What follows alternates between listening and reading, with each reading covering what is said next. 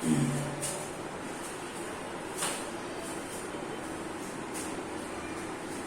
Everyone, स्वागत है आपका प्रगति पर कोचिंग सेंटर के यूट्यूब चैनल में।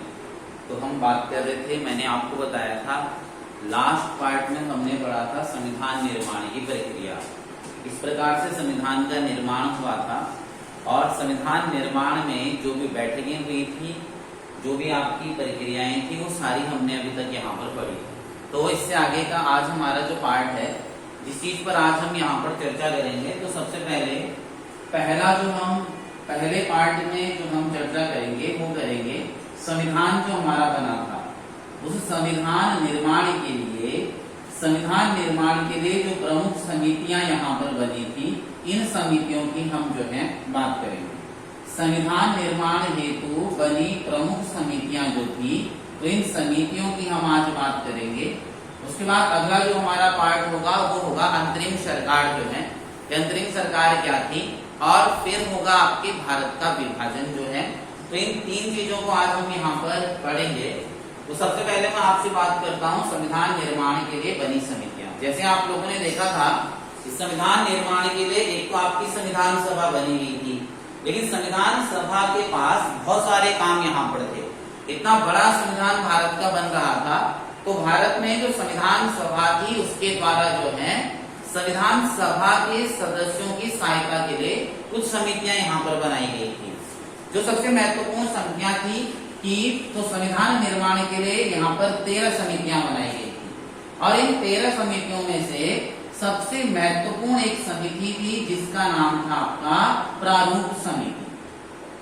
सबसे महत्वपूर्ण समिति जो थी, उस समिति का नाम था प्रारूप समिति जो है। देखिए, सबसे पहली बात मैं आपसे बात करूंगा कि प्रारूप समिति क्यों बनी थी। ये जो प्रारूप समिति थी, प्रारूप समिति का काम था संविधान का मसौदा तैयार करना। संविधान का जो ड्राफ्ट है, उस संविधान के ड्राफ्ट को तैयार करना और संविधान के मसौदे को तैयार करना जो है, इस प्रारूप समिति का काम था। इसी कारण इस प्रारूप समिति का गठन किया गया था। सबसे महत्वपूर्ण जो 13 समितियों में थी, वो भी आपकी प्रारूप समिति थी। प्रारूप समिति की अगर मैं आप लोगों से बात करता हूँ, तो सबसे पहले एक भारत के अंतर्गत एक महत्वपूर्ण व्यक्तित्व यहाँ पर हुए थे, जिनका नाम था आपका सत्यनारायण सिन्हा। एक सत्यनारायण सिन्हा नाम के व्यक्ति थे, सत्यनारायण सिन्हा नाम के व्यक्ति थे। इन सत्यनारायण सिन्हा नाम के व्यक्ति ने सबसे पहले ये सिफारिश करी थी कि आप संविधान का मसौदा तैयार करने के लिए एक यहाँ पर प्रारूप समिति का गठन करिएगा। तो संविधान में जो प्रारूप समिति थी, इस प्रारूप समिति की सिफारिश सबसे पहले जो करी थी, वो सत्यनारायण सिन्हा नाम के व्यक्ति थे, इनके द्वारा की गई थी। फिर उसके बाद जो है 29 अगस्त का टाइम था, 29 अगस्त 1947 ईस्वी का टाइम था, और इस दिन 29 अगस्त 1947 को इस प्रारूप समिति का गठन यहाँ पर किया गया। प्रारूप समिति का गठन जो किया गया, और इस समिति का गठन भारत के बहुत ही महत्वपूर्ण व्यक्तित्व, जिनका नाम है बी.आर. अम्बेडकर। बी.आर. अम्बेडकर नाम के जो व्यक्ति थे, इन बी.आर. अम्बेडकर की अध्यक्षता में इस प्रारूप समिति का गठन यहाँ पर किया गया था। और ये जो प्रारूप समिति थी, इसमें अम्बेडकर के अलावा 6 सदस्यों को और ऐड किया गया था। भीमराव अंबेडकर इस प्रारूप समिति के अध्यक्ष थे, और इनके अलावा 6 सदस्य इसमें अन्य थे जो हैं। तो हम कह सकते हैं प्रारूप समिति जो थी, उसमें टोटल सदस्यों की संख्या आपकी 7 थी। देखिए, प्रारूप समिति के सदस्यों की अगर मैं बात करूंगा, तो मैंने आपको बताया 7 सदस्य इसमें थे। इनमें से अगर बात करेंगे तो एक पहले सदस्य बी.आर. अम्बेडकर यहाँ पर थे। दूसरे सदस्य की बात करेंगे तो एक थे एन. गोपाल स्वामी आयंगर। एन. गोपाल स्वामी आयंगर एक ये सदस्य थे। एक थी आपकी जो है यहाँ पर, इनका नाम था आपका जो है के.एम. मुंशी। के.एम. मुंशी। फिर एक थे आपके जो है अल्लादी कृष्णा स्वामी, अल्लादी कृष्णा स्वामी अय्यर, अल्लादी कृष्णा स्वामी अय्यर यहाँ पर थे। मैंने आपको बताया कि एन गोपाल स्वामी अयंगर, के एम मुंशी, अल्लादी कृष्णा स्वामी अयंगर, और इनके अलावा अगर मैं आपसे बात करता हूँ तो एक व्यक्ति थे जिनका नाम था मोहम्मद शाहबुतुल्ला। मोहम्मद शाहबुतुल्ला के अलावा थे यहाँ पर आपके एन माधवराव। मैंने बताया एक व्यक्ति थे, इनका नाम था एन माधवराव, और एक व्यक्ति थे आपके जो है यहाँ पर, इनका नाम था आपका जो है मोहम्मद सादुतुल्ला। मोहम्मद सादुतुल्ला, ये मोहम्मद सादुतुल्ला नाम के जो व्यक्ति थे, ये आपके जो है बहुत ही महत्वपूर्ण व्यक्तित्व थे भारतीय संविधान के अंतर्गत। अब अगले व्यक्ति की अगर मैं आपसे यहाँ पर बात करता हूँ तो जो ये 7वें व्यक्ति थे, इनका नाम था डीपी खेतवाल। डीपी खेतवाल नाम के व्यक्ति ये संविधान सभा के 7वें सदस्य यहाँ पर थे। डीपी खेतवाल जब सदस्य बने थे तो उस टाइम पे इसके यहाँ पर ये जो है सदस्य के रूप में बने, लेकिन कुछ टाइम बाद इनकी जो है यहाँ पर मृत्यु हो जाती है और डीपी खेतवाल की जगह पर एक व्यक्ति यहाँ पर होते हैं जिनका नाम है टीडी कृष्णमाचारी। तो डीपी खेतवाल की जगह पर जब इनकी मृत्यु हो जाती है तो टीडी कृष्णमाचारी नाम के जो व्यक्ति हैं, इनको आपके प्रारूप समिति का सदस्य यहाँ पर बनाया जाता है। तो इस तरीके से मैंने आपको बताया था कि भाई ये जो प्रारूप समिति थी, इस प्रारूप समिति के अंतर्गत यहाँ पर जो है कितने सदस्य थे? 7 सदस्य थे। फिर इस प्रारूप समिति ने संविधान का मसौदा तैयार किया, संविधान का ड्राफ्ट तैयार किया, और लगभग जब आपका 1948 का टाइम आया था तो 1948 में इनके द्वारा जो है लगभग 21 फरवरी का दिन था, 21 फरवरी 21 फरवरी 1948 को इस प्रारूप समिति के द्वारा अपनी रिपोर्ट यहाँ पर जो है प्रस्तुत की गई। तो ये था प्रारूप समिति का इतिहास। सबसे पहले मैंने आपको बताया कि प्रारूप समिति का गठन क्यों किया गया था, किसने इसकी सिफारिश करी थी, प्रारूप समिति का गठन कब हुआ था, इसके अध्यक्ष कौन थे, कुल इसमें 7 सदस्य थे। ये 7 सदस्य यहाँ पर थे। डीपी खेतवाल की जगह टीडी कृष्णमाचारी की नियुक्ति की गई थी और अंत में इस समिति ने 21 फरवरी 1948 को अपनी रिपोर्ट यहाँ पर जो है प्रस्तुत करी। फिर इसके अलावा मैंने आपको बताया था जो महत्वपूर्ण समितियां थी, वो महत्वपूर्ण समितियां 13 थी।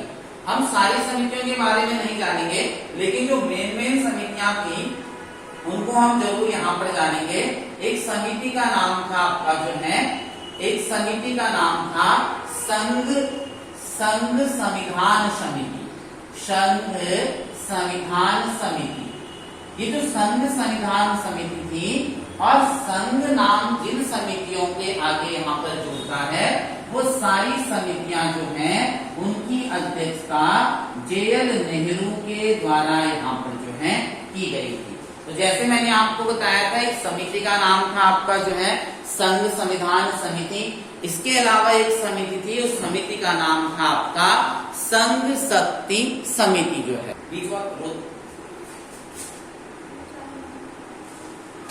तो मैंने बताया था कि ये जो आपका यहाँ पर है संविधान निर्माण के लिए जो अन्य समितियां हैं, उनमें से संघ संविधान समिति मैंने बताया था जेएल नेहरू। फिर बताया था संघ शक्ति समिति जो है, इसका निर्माण भी जेएल नेहरू के द्वारा किया गया था। फिर एक समिति बनी थी प्रांतीय संविधान समिति। इस प्रांतीय संविधान समिति के जो अध्यक्ष थे वो आपके सरदार वल्लभ भाई पटेल थे। फिर एक मूल अधिकार उप समिति है, देखिए बहुत ही महत्वपूर्ण, मूल अधिकार उप समिति की बात करेगा तो उसके जो अध्यक्ष थे वो जेबी कृपलानी थे। लेकिन अगर पूछेगा ओनली आप लोगों से कि मूल अधिकार समिति या मौलिक अधिकार समिति जो थी, उस मूल अधिकार या मौलिक अधिकार समिति के जो अध्यक्ष थे वो सरदार वल्लभ भाई पटेल थे। मूल अधिकार या मौलिक अधिकार समिति के जो अध्यक्ष थे वो सरदार वल्लभ भाई पटेल थे, और मूल अधिकार उप समिति के जो अध्यक्ष थे वो आपके जेबी के रिप्लाई थे। फिर इसके अलावा यहाँ पर आती है अल्पसंख्यक उप समिति। सेम यही कंडीशन आपने यहाँ पर याद रखनी है। अल्पसंख्यक जो उप समिति थी उसके जो अध्यक्ष थे एच.सी. मुखर्जी थे। लेकिन अगर आपसे पूछेगा कि अल्पसंख्यक परामर्श समिति जो थी, परामर्श समिति जो थी, इस अल्पसंख्यक परामर्श समिति की बात करेगा तो इसके अध्यक्ष थे कौन आपके यहाँ पर जो है जिनका नाम है बी.आर. अम्बेडकर। बी.आर. अम्बेडकर नाम के जो व्यक्ति थे ये अल्पसंख्यक परामर्श समिति के अध्यक्ष थे और अल्पसंख्यक उप समिति के अध्यक्ष कौन थे? एच.सी. कृपलानी। इसके अलावा एक प्रक्रिया समिति यहाँ पर थी, प्रक्रिया नियम समिति। तो आपको पता होगा नियम जो बनाएगा वो आपके जो है जो संविधान सभा के अध्यक्ष थे वही नियम यहाँ पर बनाते थे। इसलिए प्रक्रिया नियम समिति के जो अध्यक्ष थे वो डॉक्टर राजेंद्र प्रसाद थे और संचालन समिति के जो अध्यक्ष थे वो भी आपके डॉक्टर राजेंद्र प्रसाद थे। तो कई सारी समितियां यहाँ पर बनाई गई थी जिनमें से महत्वपूर्ण समितियां आपने याद रखनी है। मैंने बताया कि प्रारूप समिति एक थी, फिर संघ संविधान समिति थी जे.एल. नेहरू, संघ शक्ति समिति के जे.एल. नेहरू, प्रांतीय संविधान समिति के सरदार वल्लभ भाई पटेल, मूल अधिकार समिति सरदार वल्लभ भाई पटेल, मूल अधिकार उप समिति के अध्यक्ष जे.बी. कृपलानी, अल्पसंख्यक परामर्श समिति के अध्यक्ष बी.आर. अम्बेडकर और अल्पसंख्यक उप समिति के अध्यक्ष एच.सी. मुखर्जी, फिर प्रक्रिया नियम समिति के अध्यक्ष डॉक्टर राजेंद्र प्रसाद और संचालन समिति के अध्यक्ष कौन थे? आपके डॉक्टर राजेंद्र प्रसाद थे। तो ये आपकी संविधान निर्माण के लिए जो महत्वपूर्ण समितियां थी इनके बारे में मैंने आपको बताया। अब हम इससे आगे का अगला पार्ट यहाँ पर बात करेंगे। मैंने बताया था, एक तो मैंने आपसे बात करी थी कि जो पहला पार्ट हमारा होगा वो यह होगा कि संविधान निर्माण के लिए जो समितियां बनी थी उनके बारे में हम अध्ययन करेंगे। अब दूसरा पार्ट हमारा जो यहाँ पर है वो है आपका अंतरिम सरकार। देखिए अंतरिम सरकार क्या होती है सबसे पहले ये हम यहाँ पर जानेंगे और उसके बाद जानेंगे अंतरिम सरकार के गठन के बारे में। देखिए मैंने आपको बताया था कि अंतरिम सरकार क्या होती है। अंतरिम सरकार ऐसी सरकार होती है जिस सरकार के लिए निर्वाचन नहीं होता है। ऐसी सरकार होती है जिस सरकार के लिए निर्वाचन नहीं होता है उसको हम अंतरिम सरकार कहते हैं। अंतरिम सरकार का गठन सीधा आपका किया जाता है। जैसे किसी राज्य का नया गठन होगा तो वहां पर सीधा आपकी जो है एक अंतरिम सरकार बनेगी। उस टाइम के लिए मतलब उस टाइम के लिए एक प्रकार की अस्थायी सरकार इसे हम कह सकते हैं। तो जब भारत के अंतर्गत आप लोगों ने देखा था कि एक कैबिनेट मिशन भारत आया था और मैंने बताया था कि कैबिनेट मिशन का भारत आने का जो मुख्य उद्देश्य था वो ये था कि भारत में संविधान सभा का निर्माण करना। तो पहले इन्होंने संविधान सभा का निर्माण किया और उसके बाद भारत में अंतरिम सरकार का गठन किया। तो भारत आने के जो प्रमुख उद्देश्य थे कैबिनेट मिशन के वो यही थे कि भारत में अंतरिम सरकार का गठन करना और भारत में आपकी संविधान सभा का गठन करना। तो कैबिनेट मिशन जब भारत आया तो उन्होंने भारत के अंतर्गत पहले आपकी संविधान सभा बनाई और फिर भारत के अंतर्गत अंतरिम सरकार का गठन यहाँ पर किया गया। देखिए अगर मैं अंतरिम सरकार के गठन की आप लोगों से बात करता हूं तो संविधान जो कैबिनेट मिशन था उसने सबसे पहले 25 अगस्त का दिन था, 25 अगस्त 1946 का दिन था। इस दिन उन्होंने भारत के अंतर्गत अंतरिम सरकार बनाने की घोषणा करी। अंतरिम सरकार बनाने की घोषणा करी कि भाई हम भारत में कुछ समय तक शासन व्यवस्था को चलाने के लिए जब तक भारत का संविधान नहीं बन जाता है तब तक के लिए हम एक अंतरिम सरकार बनाते हैं। अब अंतरिम सरकार का गठन किया गया। जब अंतरिम सरकार का गठन किया गया तो मुस्लिम लीग जो पार्टी थी उसने इसका विरोध किया। पहले मुस्लिम लीग पार्टी ने इसका विरोध किया कि हम अंतरिम सरकार में शामिल नहीं होंगे। उसके बाद उन्होंने कहा जो है काफी समय बाद फिर दोबारा आपकी जो है मुस्लिम लीग आपकी यहाँ पर अंतरिम सरकार में शामिल हो गई थी। तो 25 अगस्त को इसकी घोषणा हुई और फिर टाइम था 2 सितंबर 1946 का। 2 सितंबर 1946 को अंतरिम सरकार का यहाँ पर जो है गठन किया गया और गठन के बाद उन्होंने कहा कि भारत के अंतर्गत जो ये अंतरिम सरकार होगी, इस अंतरिम सरकार में सबसे महत्वपूर्ण जो पद होगा वो होगा क्या आपका अध्यक्ष का पद। अंतरिम सरकार में सबसे महत्वपूर्ण जो पद होगा वो अध्यक्ष का पद होगा और इस अध्यक्ष के ही अकॉर्डिंग यहाँ पर शासन व्यवस्था चलेगी। और उन्होंने कहा अंतरिम सरकार में अध्यक्ष कौन होगा? अंतरिम सरकार में अध्यक्ष वही होगा जो अभी वर्तमान में भारत का गवर्नर जनरल यहाँ पर होगा, या गवर्नर जनरल के अलावा यहाँ पर जो भारत का क्या होगा आपका वायसराय होगा। भारत में वायसराय और गवर्नर जनरल में से दोनों जो भी होंगे आपके वही अंतरिम सरकार के अध्यक्ष होंगे। तो मैं आपको बता दूं अंतरिम सरकार का पहले जो अध्यक्ष बने थे इनका नाम था लॉर्ड वेवेल। लॉर्ड वेवेल जो है, और लॉर्ड वेवेल के बाद दोबारा दूसरा जो आपके अंतरिम सरकार के अध्यक्ष बने थे आप लोग जानते होंगे कि माउंटबेटन जो है, क्योंकि 1947 में माउंटबेटन भारत के गवर्नर जनरल बन गए थे तो अंतरिम सरकार का अध्यक्ष भी उन्हें यहाँ पर बनाया गया था। अब हम देखेंगे कि अंतरिम सरकार में अध्यक्ष तो इन्हें बनाया गया, लेकिन अगर अंतरिम सरकार में उपाध्यक्ष की बात करेंगे तो अंतरिम सरकार में उपाध्यक्ष जो बनाया गया था वो बनाया गया था किसी आपके जवाहरलाल नेहरू। फिर ये अंतरिम सरकार जो है काफी लंबे समय तक चलनी थी, लेकिन तब तक बीच में क्या हुआ कि भारत का विभाजन हो गया, और जब भारत का विभाजन हुआ तो उसी दौरान आपका भारत स्वतंत्र हो गया। तो फिर इस अंतरिम सरकार को 15 अगस्त 1947 को समाप्त कर दिया गया और 15 अगस्त 1947 को फिर से स्वतंत्र भारत का एक नया मंत्रिमंडल यहाँ पर जो है बनाया गया। तो जो अंतरिम सरकार चली थी वो 2 सितंबर 1946 को इसका गठन हुआ था और 15 अगस्त 1947 को इसे समाप्त करके स्वतंत्र भारत का नया मंत्रिमंडल यहाँ पर बनाया गया था। अब यहाँ से कुछ महत्वपूर्ण क्वेश्चन बनते हैं कि जो अंतरिम सरकार थी उस अंतरिम सरकार में कौन सा पद इस व्यक्ति के पास था।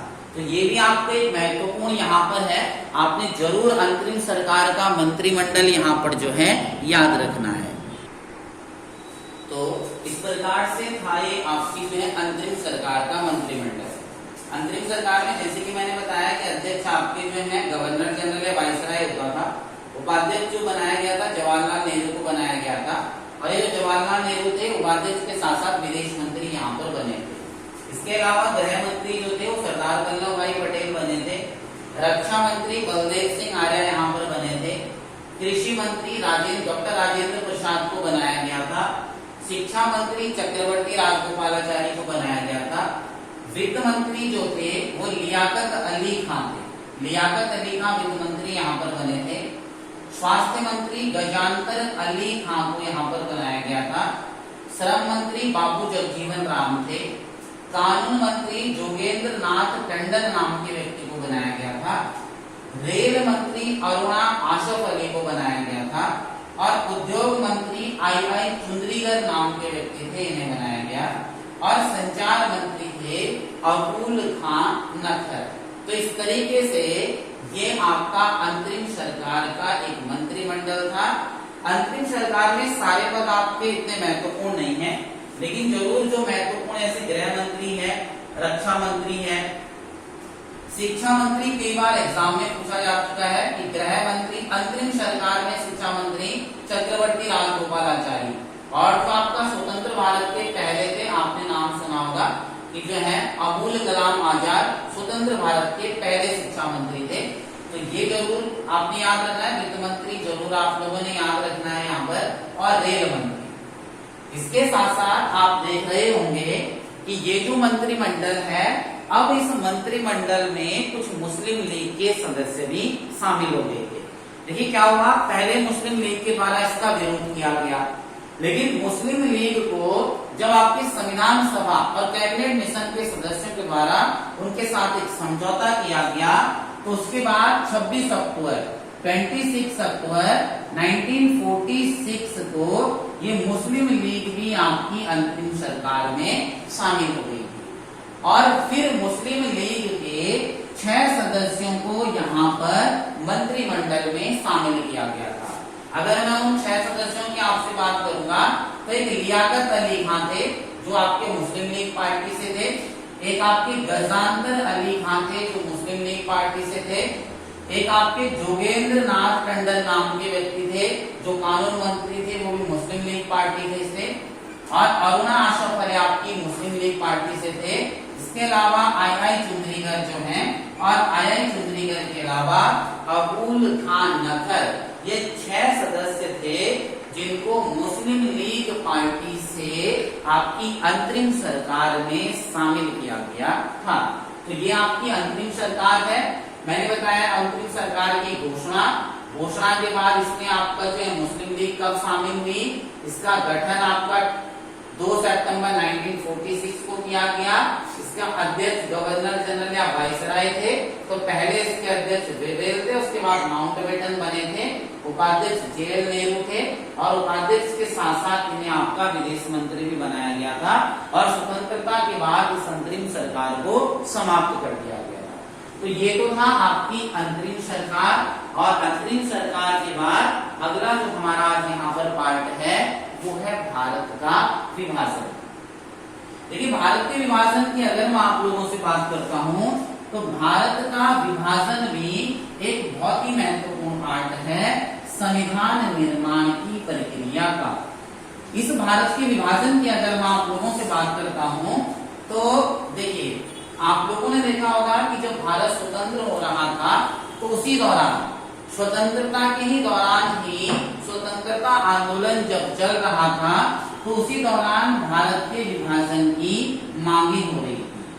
भारत के विभाजन की मांगे हो रही थी, और भारत के विभाजन में सबसे महत्वपूर्ण जो आपका योगदान था वो था किसका, जो है मुस्लिम लीग पार्टी का। मुस्लिम लीग पार्टी और मुस्लिम लीग के जो सदस्य थे या आपके जो मुस्लिम लीग के जो अध्यक्ष थे वो हमेशा हर टाइम आपके जो है अलग से पाकिस्तान की मांग यहाँ पर कर रहे थे। तो जब लॉर्ड वेवेल आपके जो है भारत के अंतर्गत लॉर्ड वेवेल भारत के वाइसराय थे, तो उस टाइम पे 1945 में शिमला के अंतर्गत एक आपका शिमला समझौता हुआ। उस शिमला समझौता में बात रखी गई कि भाई कि जो है कि भारत का विभाजन नहीं हो सकता है, भारत के लिए हम संविधान बनाएंगे, स्वतंत्र करेंगे, लेकिन जो मुस्लिम लीग पार्टी थी उस मुस्लिम लीग पार्टी के द्वारा शिमला समझौता का विरोध किया गया। उन्होंने शिमला समझौता को नकार दिया, और उसके बाद जो लॉर्ड वेवेल थे, लॉर्ड वेवेल को लगा कि भारत के अंतर्गत भारत को स्वतंत्र कराना बहुत मुश्किल है, क्योंकि अगर हम स्वतंत्रता की बात कर रहे हैं तो यहाँ पर क्या हो रहा है कि मुस्लिम लीग पार्टी अलग से पाकिस्तान की मांग कर रही है।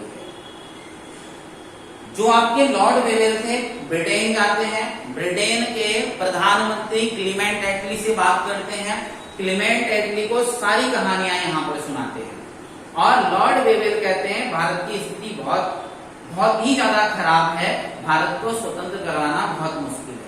तो उस कंडीशन में क्लीमेंट एटली को ध्यान आता है कि हमारे पास एक बहुत ही महत्वपूर्ण व्यक्ति यहाँ पर है, और इस व्यक्ति का नाम था लॉर्ड माउंटबेटन।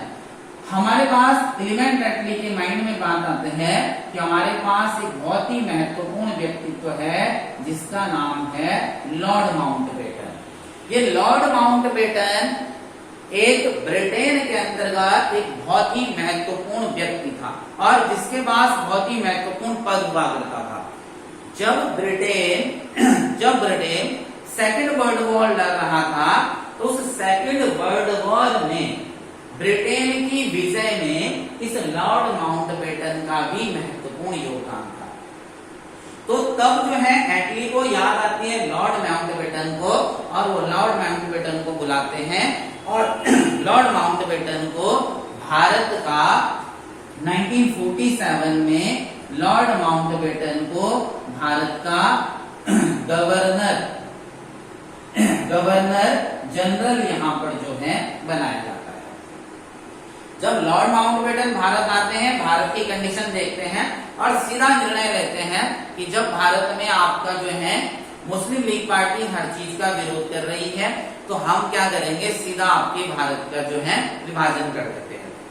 लॉर्ड माउंटबेटन 3 जून 1947 को एक योजना बनाते हैं अपने नाम से, और उसको नाम दिया जाता है आपका माउंटबेटन योजना।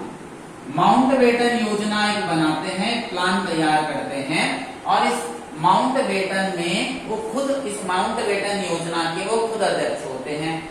और ये माउंटबेटन योजना के तहत भारत के विभाजन का प्लान तैयार किया जाता है, और भारत के विभाजन का प्लान तैयार करके 15 अगस्त 1947 की तिथि निर्धारित की जाती है कि भाई 15 अगस्त 1947 को भारत का जो है विभाजन कर दिया जाएगा।